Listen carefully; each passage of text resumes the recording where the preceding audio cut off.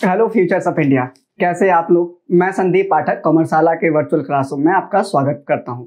अब जो ऑब्जेक्टिव बताने से पहले मैंने एक अलग से वीडियो बनाई थी, public goods versus private goods versus public provision का, उसको जरूर देखना, उसके बाद इस वीडियो को देखना, नहीं तो बहुत सारी चीजें समझ में नहीं आएगी। वो अलग से 8-10 मिनट का वीडियो है, उसमें सारी बातें समझाई हुई, यहाँ पे फिर आपको दिक्कत होगी। ठीक है, तो आज जो है हम ऑब्जेक्टिव्स ऑफ बजट को पढ़ेंगे। तो बजट हमने क्या देखा था, बजट क्या है, एक एनुअल फाइनेंशियल स्टेटमेंट है, मतलब एनुअली बनता है, और ये एस्टिमेटेड रिसीट एंड एक्सपेंडिचर का अकाउंट है। ये हमारा पार्लियामेंट्री फॉर्म ऑफ गवर्नमेंट है, जहां पे एग्जीक्यूटिव को क्या बोलते हैं, कंपलसरी है कि जो बजट है उसका अप्रूवल ले। ये आर्टिकल 112 ऑफ द कॉन्स्टिट्यूशन में लिखा हुआ है। बिना उस अप्रूवल के गवर्नमेंट जो है कोई भी खर्चे कंसोलिडेटेड फंड ऑफ इंडिया से नहीं कर सकती है। ठीक है, बजट जो है February 1 को जो है प्रेजेंट होता है। ऑफकोर्स फाइनेंस मिनिस्टर जो है जो भी होते हैं वो प्रेजेंट करते हैं। ये आपका एक बजट का जो है ब्रीफ भी होगा। तो हम देखते हैं कि जो हमारा जो इकोनॉमिक सिस्टम है वो मिक्स्ड इकोनॉमिक सिस्टम है। मिक्स्ड इकोनॉमिक सिस्टम में प्राइवेट सेक्टर भी है, पब्लिक सेक्टर भी है, और गवर्नमेंट जो है क्या बोलते हैं एज अ पब्लिक सेक्टर बहुत इंपॉर्टेंट रोल प्ले करता है, क्योंकि हम जो है ना वेलफेयर स्टेट है। वेलफेयर को अचीव करना हमारी प्राइम ऑब्जेक्टिव है। तो फिस्कल पॉलिसी, बजट जो है क्या है, फिस्कल पॉलिसी का, बजट और फिस्कल पॉलिसी सेम नहीं है, कंफ्यूज मत होना। फिस्कल पॉलिसी जो है गवर्नमेंट की जो पॉलिसी होती है, फाइनेंशियल लेटर, उसको बोलते हैं फिस्कल पॉलिसी। तो बजट के थ्रू गवर्नमेंट क्या करती है, इसके जो फिस्कल पॉलिसी के ऑब्जेक्टिव्स है उसमें डिटेल में नहीं जाएंगे। जो फिस्कल पॉलिसी की जो ऑब्जेक्टिव है वो बजट के थ्रू, जिसको हम एनुअल फाइनेंशियल स्टेटमेंट बोलते हैं, बजट तो पॉपुलरली बोलते हैं, कॉन्स्टिट्यूशन में भी एनुअल फाइनेंशियल स्टेटमेंट लिखा हुआ है। एनुअल फाइनेंशियल स्टेटमेंट जो है उसकी के थ्रू जो है फिस्कल पॉलिसी के ऑब्जेक्टिव को अचीव करने की कोशिश करता है। ऑब्जेक्टिव क्या है, सोशल जस्टिस, वेलफेयर को अचीव करना। ठीक है, तो बेसिकली इसको 3 फंक्शन के ब्रॉडली देखे, एक चौथा मैंने अदर्स भी डाल रखा है, नहीं तो आप लोग बोलेंगे बुक में तो ये सारी पॉइंट्स भी है आपने बताया नहीं, तो उसके लिए भी, क्योंकि सारी पॉइंट्स यहीं से निकल के आएंगे। जब ये फंक्शंस परफॉर्म करेंगे तो वहीं से वो सारी पॉइंट्स निकल के आती है। फिर भी मैंने उसको मेंशन कर दिया है लास्ट में, ताकि जो है आपको कंफ्यूजन ना रहे। तो ब्रॉडली जो है अगर हम इसको कैटेगराइज करें तो एक अलोकेशन फंक्शन, दूसरा रीडिस्ट्रीब्यूशन फंक्शन, और फिर तीसरा ये करने का पर्पज क्या है, स्टेबलाइज करना इकोनॉमी को, स्टेबलाइजेशन फंक्शन, और बाकी जो अदर फंक्शन है वो हम देखेंगे। तो सबसे पहला जब हम एलोकेशन फंक्शन देखेंगे तो एलोकेशन फंक्शन में गवर्नमेंट करती क्या है, आपने देखा कि कुछ हमने पीछे जब वीडियो देखा था, पिछले वाले वीडियो में, उसमें देखा था कुछ गुड्स एंड सर्विसेज ऐसे होते हैं जिसको मार्केट मैकेनिज्म के थ्रू नहीं प्रोड्यूस किया जा सकता है। क्यों प्रोड्यूस नहीं किया जा सकता है मार्केट मैकेनिज्म के थ्रू, क्योंकि ये नॉन प्रॉफिटेबल इन नेचर होता है। नॉन प्रॉफिटेबल इन नेचर है तो कोई प्राइवेट सेक्टर या प्राइवेट प्लेयर उस गुड्स एंड सर्विसेज को प्रोड्यूस नहीं करेगा। लेकिन वेलफेयर को अचीव करने के लिए, to achieve the social justice, ये बहुत ही एसेंशियल है कि इसको करें। आप बोलेंगे ये ऐसा कौन सा गुड्स है जिसको क्या बोलते हैं इतना जरूरी है। अब जब प्राइवेट सेक्टर नहीं प्ले करेगा तो गवर्नमेंट को स्टेप इन करना पड़ेगा, है ना। तो ऐसा गुड्स जो गवर्नमेंट प्रोड्यूस करती है उसके लिए रिसोर्सेज का लोकेशन करना पड़ेगा। तो गवर्नमेंट खुद उतर के, जब प्राइवेट सेक्टर उसको नहीं प्रोड्यूस करता है, गवर्नमेंट को खुद आके ऐसे गुड्स एंड सर्विसेज को प्रोड्यूस करना पड़ता है, जिसको हम बोलते हैं पब्लिक गुड्स। डिटेल में प्लीज पिछले वीडियो में जाके देखिए। पब्लिक गुड्स ऐसे गुड्स होते हैं जो क्या बोलते हैं हर कोई कंज्यूम करता है, ऑल सेक्शन ऑफ सोसाइटी इसको कंज्यूम करता है। ठीक है ना, ये हर किसी के लिए जो है गुड्स एंड सर्विसेज को प्रोड्यूस किया जाता है। ठीक है ना, तो आपका जो है ये क्या करता है, पब्लिक गुड्स के थ्रू गवर्नमेंट जो है प्रॉफिट मैक्सिमाइजेशन और सोशल वेलफेयर के बीच में एक बैलेंस मेंटेन करता है। क्योंकि जो प्राइवेट प्लेयर है वो सिर्फ प्रॉफिट मैक्सिमाइजेशन के लिए काम करेगा, मतलब ऐसे गुड्स एंड सर्विसेज को प्रोड्यूस करेगा जिससे उसका प्रॉफिट मैक्सिमाइज हो, क्योंकि प्राइवेट सेक्टर अपने प्रॉफिट के लिए काम करेगा। फिर सोशल वेलफेयर कैसे अचीव करेंगे, तो पब्लिक गुड्स के थ्रू गवर्नमेंट जो है सोशल वेलफेयर को प्रोड्यूस करता है ना। तो क्या बोलते हैं ये जो है क्या है, क्यों ऐसे कौन से गुड्स हैं जो प्राइवेट सेक्टर नहीं कर सकता है। तो ये गुड्स जो होते हैं ये सोसाइटी के कलेक्टिव नीड्स को सेटिस्फाई करता है। ये गुड्स एंड सर्विसेज जो है आपके हर किसी के द्वारा कंज्यूम किया जाता है। ठीक है, तो क्या बोलते हैं ये गुड्स जो है आपका, जैसे मान लो नेशनल डिफेंस है, ये नेशनल डिफेंस जो है क्या बोलते हैं गवर्नमेंट ही प्रोड्यूस करेगा। पब्लिक एडमिनिस्ट्रेशन जो है गवर्नमेंट ही प्रोड्यूस करेगा। लॉ एंड ऑर्डर की सर्विस गवर्नमेंट ही देगी। इस तरह के कुछ गुड्स एंड सर्विसेज होते हैं, ये आते हैं पब्लिक गुड्स वाले में। इस गुड्स की कैरेक्टरिस्टिक्स हमने पिछले वीडियो में देखा था कि ये non rivalrous, non excludable in nature होता है। मतलब कि नॉन एक्सक्लूडेबल, ये क्या बोलते हैं, फ्री राइडर्स की इसमें प्रॉब्लम होती है। मतलब कि यहाँ पे जो गुड्स एंड सर्विसेज यूज करते हैं ऐसे गुड्स एंड सर्विसेज को, उनसे कोई फीजिबल वे नहीं है पेमेंट कलेक्ट करने का, तो लोग जो इसको फ्रीली यूज करते हैं, तो प्राइवेट सेक्टर इसको जो है नहीं प्रोड्यूस करेगा। तो ये जो है पब्लिक गुड्स है जो एलोकेशन फंक्शन के थ्रू अचीव करना चाहता है। ब्रीफली देखें फिर से एक बार, तो क्या है एलोकेशन फंक्शन जो है, ये एलोकेशन फंक्शन के थ्रू आप बैलेंस मेंटेन करना चाहते हैं, बैलेंस अचीव करना चाहते हैं किसके, प्रॉफिट मैक्सिमाइजेशन सोशल वेलफेयर के बीच में, है ना। और क्या बोलते हैं, इसको मार्केट मैकेनिज्म के थ्रू नहीं प्रोड्यूस किया जा सकता है, क्यों, क्योंकि ये नॉन प्रॉफिटेबल इन नेचर है ना। और क्या बोलते हैं, नॉन प्रॉफिटेबल है तो प्राइवेट सेक्टर नहीं करेगा, तो गवर्नमेंट को स्टेप इन करना पड़ेगा। गवर्नमेंट स्टेप इन करेगी, इस गुड्स को प्रोड्यूस करेगी। कौन सी गुड्स को प्रोड्यूस करेगी, पब्लिक गुड्स। किसको बोलेंगे, पब्लिक गुड्स जो है कलेक्टिव नीड्स के लिए किया जाता है, सोशल जस्टिस के लिए किया जाता है, सोशल वेलफेयर के लिए किया जाता है। ऐसे गुड्स का हर all section of society consume करती है। नेशनल डिफेंस तो हर किसी को चाहिए, नेशनल सिक्योरिटी हर किसी को चाहिए, लॉ एंड ऑर्डर हर किसी को चाहिए, है ना। तो ये सारी चीजें, पब्लिक एडमिनिस्ट्रेशन है, ये हर किसी को चाहिए, हर कोई कंज्यूम करता है। जो ये पब्लिक गुड्स होते हैं नॉन राइवलरस, नॉन जो है क्या बोलते हैं एक्सक्लूडेबल इन नेचर होता है, इसमें फ्री राइडर्स की प्रॉब्लम होती है, इसी के लिए जो है प्राइवेट सेक्टर जो है नहीं प्रोड्यूस करता है। Examples, national defence, law and order, आपका क्या बोलते हैं, मान लीजिए कि पब्लिक एडमिनिस्ट्रेशन हो गया, ठीक है, जैसे रोड्स वगैरह गवर्नमेंट बनाती है, ये सारी चीजें जो है इसमें आ जाएगी, ठीक है। तो दूसरा फंक्शन हम देखते हैं जिसके थ्रू गवर्नमेंट जो है इस वेलफेयर को अचीव करने की कोशिश करता है।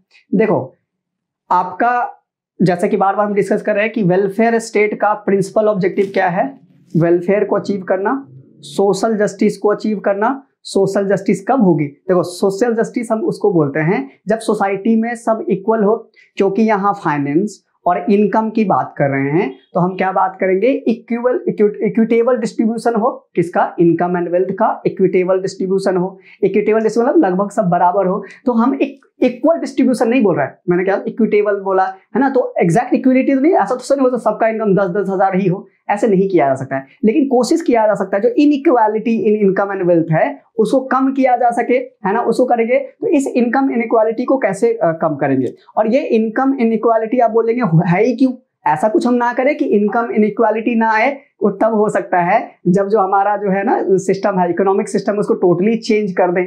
क्योंकि जो भी हमारा जो इकोनॉमिक सिस्टम है, कोई भी इकोनॉमिक सिस्टम जो मार्केट फोर्सेस के थ्रू जो है चलेगा, मार्केट फोर्सेस की चलेगा, तो ये जो इनइक्वालिटी है उसका इनहेरेंट पार्ट है। इनहेरेंट पार्ट मतलब जिसको इग्नोर नहीं किया जा सकता है। तो हर एक इकोनॉमिक सिस्टम का ये जो है इकोनॉमिक ये पार्ट है ही। इकोनॉमी रखेंगे तो इकोनॉमिक्स ट्रांजेक्शंस भी होंगी, इकोनॉमिक एक्टिविटीज भी होंगी, और इकोनॉमिक सिस्टम में इनइक्वालिटीज आएंगी। उसको अगर हम नहीं कर सकते हैं, ठीक, जैसे मान लो कि कोरोना को नहीं रोका जा सकता, आएगी आई, तो हम क्या कर सकते हैं, प्रिकॉशंस रख सकते हैं, या उसके आने के बाद उसके जो भी उपचार है, जो उसका ठीक करना है, जो भी हमें करना है उस चीज को करेंगे। तो इनकम इनइक्वालिटी आ गई, जो कि तो ये तो वेलफेयर स्टेट या सोशल जस्टिस के अगेंस्ट जा रहा है। तो गवर्नमेंट, इसी के लिए तो गवर्नमेंट को बजट पॉलिसी या फिस्कल पॉलिसी बनानी पड़ती है ना, नहीं तो जरूरत ही की थी। सोचो ना, आर्टिकल कॉन्स्टिट्यूशन में तो बहुत इंपॉर्टेंट प्रोविजन लिखे हुए ना, आर्टिकल 112 जो है एनुअल फाइनेंशियल स्टेटमेंट, जिसको हम पॉपुलरली बजट बोलते हैं, क्यों इतना एम्फेसाइज किया, क्यों उसकी बात कर रहा है, करता ही नहीं ना। सबसे गवर्नमेंट का सबसे ज्यादा जो है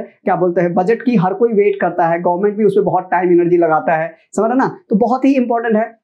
अच्छा, तो इस इनकम के क्या बोलते हैं जो इनइक्वालिटी है, इसको गवर्नमेंट कम करेगी, जिससे सोशल जस्टिस अचीव होगा। जो प्रिंसिपल ऑब्जेक्टिव है वेलफेयर स्टेट का, वो आपका अचीव होगा। तो क्योंकि गवर्नमेंट सेक्टर कैसे करता है, तो गवर्नमेंट सेक्टर जो है आपके पर्सनल डिस्पोजेबल इनकम को अफेक्ट करता है। पर्सनल डिस्पोजेबल इनकम को अफेक्ट करता है कैसे, कुछ ट्रांसफर्स करके, मतलब गवर्नमेंट अपनी तरफ से कुछ ट्रांसफर्स इनकम देता है, ट्रांसफर करता है। सिमिलरली गवर्नमेंट कुछ कलेक्ट भी करता है in the form of tax revenue, non tax revenue में, ठीक है।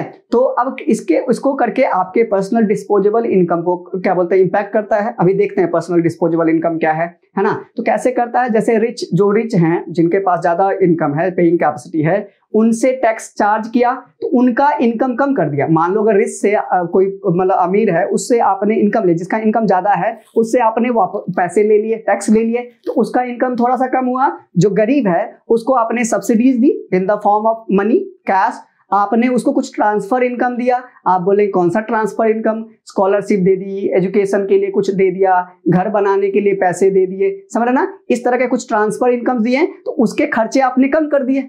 आपने इससे पैसे ले लिए, इसका इनकम कर दिया, इसको कुछ पेमेंट दे दिया, खर्चे तो कम किए ही गए, प्लस उसका इनकम बढ़ा दिया। इसके थ्रू जो इनइक्वालिटी थी उसको रिड्यूस करने की, कम करने की कोशिश कर रहे थे, कर रहे। पहले यहाँ इनकम था, यहाँ इनकम था, इससे पैसे लिए, इसको नीचे ले आए, इसका जो है खर्च है वो कम कर दिया तो थोड़ा ऊपर आया, प्लस पैसे दे दिए तो क्या होगा, कोशिश किया आपने इनइक्वालिटी को कम करने का। ठीक है, तो ये चीज हो गई कि आपने रिच से टैक्स चार्ज किया और पुअर को जो है आपने मनी के फॉर्म में जो है ट्रांसफर इनकम या सब्सिडी दे दी।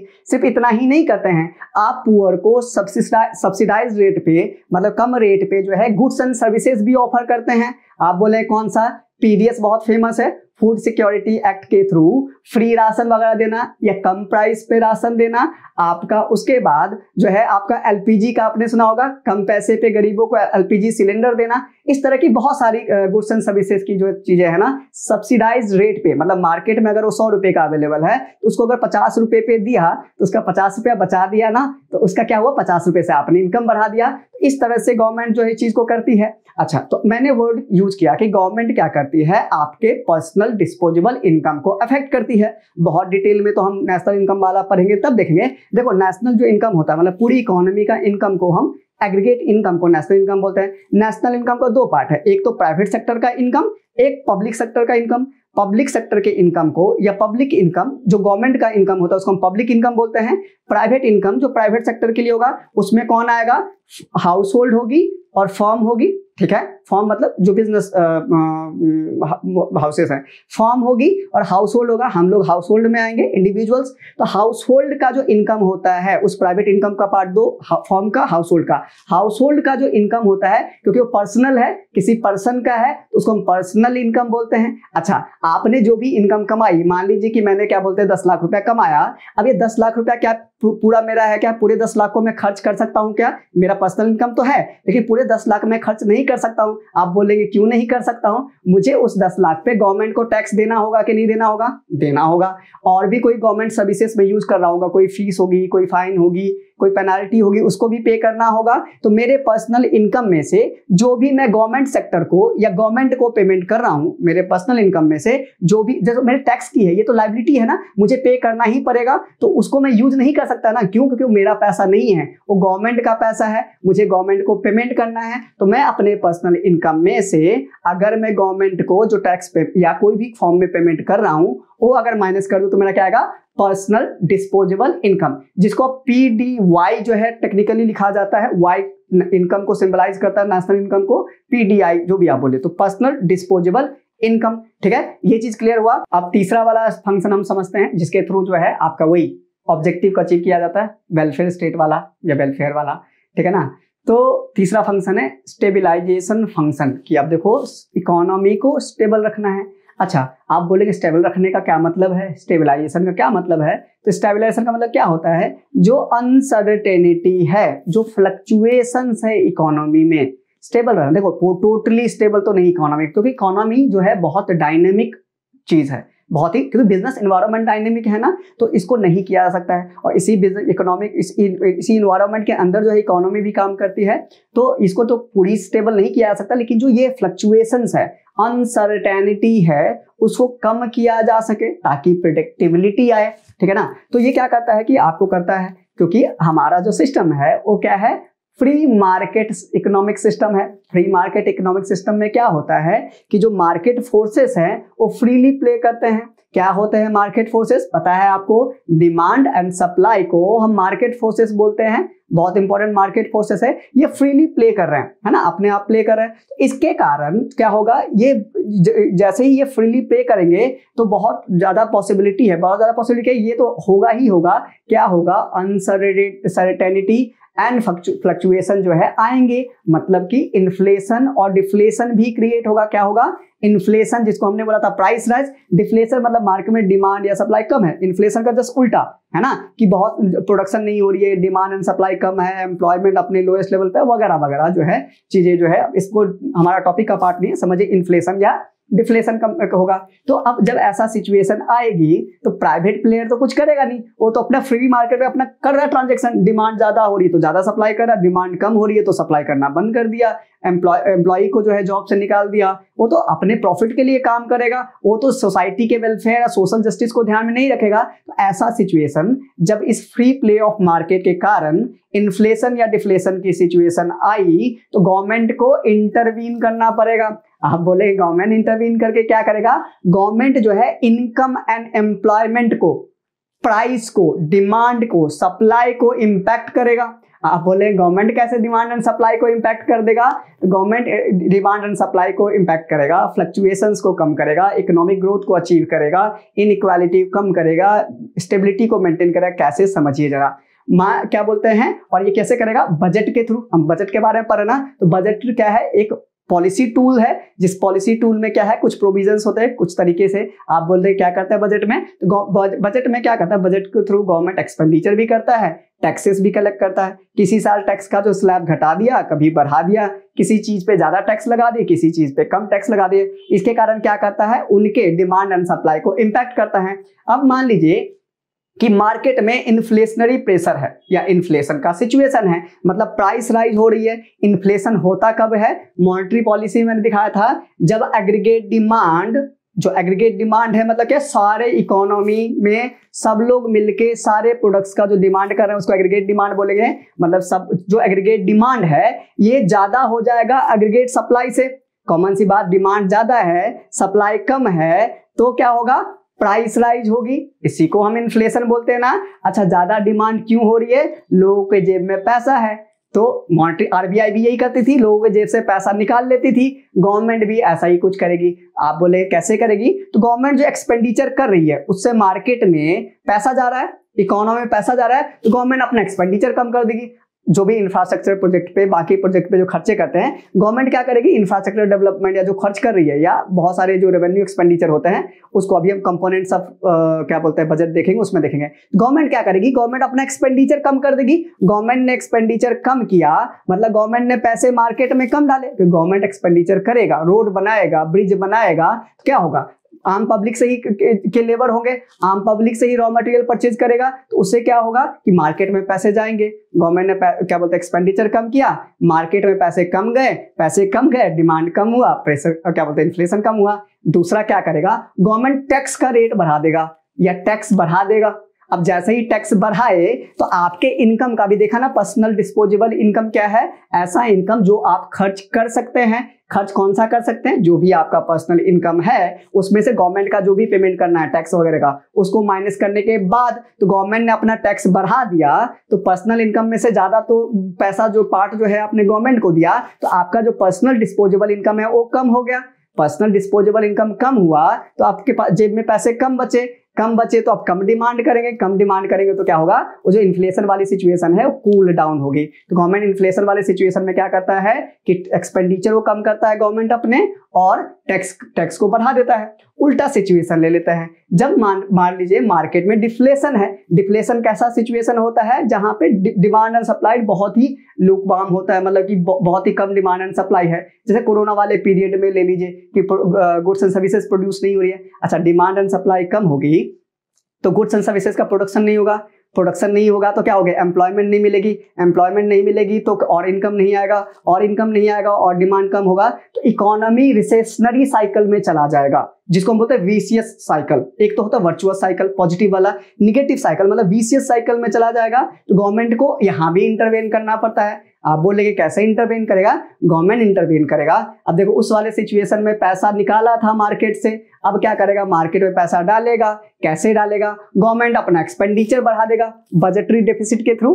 बजट डेफिसिट अभी हम पढ़ेंगे। बजटरी डेफिसिट के थ्रू मतलब गवर्नमेंट क्या करेगा? अपने खर्चे बढ़ाएगी। तो हो सकता है कि गवर्नमेंट जो खर्चे जब बढ़ाएगी तो इनकम से ज्यादा हो जाए खर्चे, तो उसको बजट डेफिसिट बोलते हैं। खैर आगे देखेंगे। तो क्या हुआ? गवर्नमेंट ने अपने एक्सपेंडिचर बढ़ाए, मार्केट में ज्यादा पैसा है, गवर्नमेंट खर्च करेगी, तो लेबर तो हाउस होल्ड को ही रखेगी, उसके जेब में पैसा है। गवर्नमेंट ने किसी फर्म से जो है सीमेंट खरीदा, बालू खरीदा वगैरह वगैरह, तो वो भी पैसे किसके पास आए, हमारे जेब में ही आए। तो उसके कारण क्या हुआ कि इनकम बढ़ी, तो फिर क्या होगा, डिमांड बढ़ जाएगा। अच्छा, गवर्नमेंट दूसरा क्या करेगा, टैक्स का जो रेट है या टैक्स का जो कलेक्शन उसको कम कर देगा, बोलते हैं कम टैक्स लेगा। अब आपसे कम टैक्स लिया तो आपके जेब में ज्यादा पैसे बचे कि नहीं बचे, टैक्स कम लिया तो आपके पास पैसा ज्यादा बचा, है ना, कंपैरेटिवली। तो अब क्या होगा कि आप उस पैसे से गुड्स एंड सर्विसेज का डिमांड करेंगे, जिससे क्या होगा, डिफ्लेशन वाली जो सिचुएशन है वो क्या हो जाएगी, कम हो जाएगी, खत्म हो जाएगी। आपका इकोनॉमी फिर से जो है ट्रैक पे आ जाएगी, इकोनॉमिक ग्रोथ होना चालू हो जाएगी, ठीक है ना। तो ये इसके थ्रू जो है गवर्नमेंट जो है इस बजटरी टूल्स के थ्रू, बजटरी पॉलिसी के थ्रू इकोनॉमी को स्टेबलाइज करने की कोशिश करते हैं। अब देखो ये 3 पॉइंट ब्रॉडली आपने समझा ना, सारे पॉइंट इसी में से ही आते हैं। अब देखो इनकम इनइक्वालिटी जब करता है, इनकम लेवल पे इंपैक्ट करता है तो 2 लेवल पे करता है, इंडिविजुअल या जो है आपका रीजनल लेवल पे भी, है ना। कि तो रीजनल डिस्पैरिटीज, इसी में से ना बहुत सारे पॉइंट बन के आएंगे, इकोनॉमिक ग्रोथ, एम्प्लॉयमेंट जनरेशन। लेकिन क्योंकि बुक्स आप लोग जब पढ़ते हैं उसमें अदर्स पॉइंट्स भी दिए होते हैं, अलग अलग पॉइंट्स भी दिए होते हैं, उस वाले केस में आप बोलेंगे आपने इस सब का तो डिस्कशन ही नहीं किया, सारे पॉइंट्स इसी में आ गए। फिर भी एक बार 2-4 पॉइंट जो आपके बुक में दिए होते हैं जो इस 3 में स्पेसिफिकली क्या बोलते हैं आपका नहीं है, तो क्या होगा, इसी सब के थ्रू गवर्नमेंट क्या करेगा, गवर्नमेंट क्या करती है, साथ के जो पब्लिक सेक्टर इंटरप्राइजेस है, पब्लिक सेक्टर अंडरटेकिंग भी बोलते हैं या पब्लिक इंटरप्राइजेस बोलिए, उसका मैनेजमेंट करता है। स्पेशली जो आपका नेचुरल मोनोपोलीज है, किसको बोलते हैं नेचुरल मोनोपोलीज, मोनोपोलीज मतलब सिंगल सप्लायर होगा, ठीक है। और वहां पे अगर नेचुरली गवर्नमेंट की मोनोपोली हो, कोई और उसको नहीं कर सकता है, जैसे नेशनल डिफेंस है, नेशनल सिक्योरिटी है, ये कोई और नहीं कर पाएगा ना, इसको बोलते हैं नेचुरल मोनोपोलीज। बहुत बढ़िया एग्जांपल है आपका रेलवेज, रेलवे कोई और सिर्फ इंडियन रेलवे है, गवर्नमेंट सेक्टर का अंडरटेकिंग है, तो ये जो है इसकी मैनेजमेंट करता है। इसके लिए तो फाइनेंस वगैरह भी तो चाहिए ना, तो कहाँ से लेके आएगा, बजट के थ्रू लेके आएगा। अच्छा, उसके बाद क्या करता है, आपने देखा कि जब आपका इकोनॉमिक ग्रोथ होगा, इकोनॉमिक ये चीज होगी, आपका जो है गवर्नमेंट एक्सपेंडिचर करता है, तो क्या होता है, एम्प्लॉयमेंट जनरेशन होती है। गवर्नमेंट बजट पॉलिसी के थ्रू एम्प्लॉयमेंट जनरेशन का काम करता है। आपने क्या होता है, गवर्नमेंट रीजनल डिस्पैरिटीज को भी कम करता है। कैसे करता है, गवर्नमेंट क्या करती है, जैसे मैंने बताया ना, गवर्नमेंट टैक्सेस छूट देना, सब्सिडीज देना, ऐसे फर्म को भी छूट देती है। फर्म को कैसे छूट देती है, बोलती चले जाओ आप नोएडा गुड़गांव में चले जाओ, ठीक है, वो स्पेशल इकोनॉमिक जोन हमने कर रखा है ना, उस वाले में अगर आप जाएंगे, मैं आपको एग्जांपल दे रहा हूँ, 10 साल तक जो है आपका बिजली बिल नहीं लूंगा, इलेक्ट्रिसिटी छूट दे दूंगा, टैक्स का रेट कम कर दूंगा या टैक्स एकदम नहीं लूंगा। वहां पे जो लैंड चाहिए आपको वो क्या होगा, सस्ते रेट पे दे दूंगा। या तो मान लो गवर्नमेंट को लगे किसी रीजन में, मान लो इंडिया के किसी रीजन में या कोई यहाँ पे जहाँ पे रीजनल डेवलपमेंट कम हो रही, डेवलपमेंट बहुत नीचे लेवल पे है, वो क्या करेगा, वहां पे लोगों को बोलेगा, कंपनियों को बोलेगा, अगर वहां पे आप अगर जाके गुड्स एंड सर्विसेज प्रोड्यूस करते हैं, अपनी फैक्ट्री लगाते हैं, तो वहां पे क्या होगा, हम सस्ते रेट पे आपको लैंड प्रोवाइड कराएंगे, हम जो है आपका टैक्स का रेट कम लेंगे, इलेक्ट्रिसिटी में हो सकता है कि क्या बोलते हैं उसका रेट कम कर दे या कम रेट पे चार्ज करे। तो इससे क्या होगा, उनको मोटिवेट या इंकरेज करेगा कि वहां पे सेटअप करे, वहां पे इंडस्ट्री लगेगी, तो एम्प्लॉयमेंट जनरेशन भी होगा,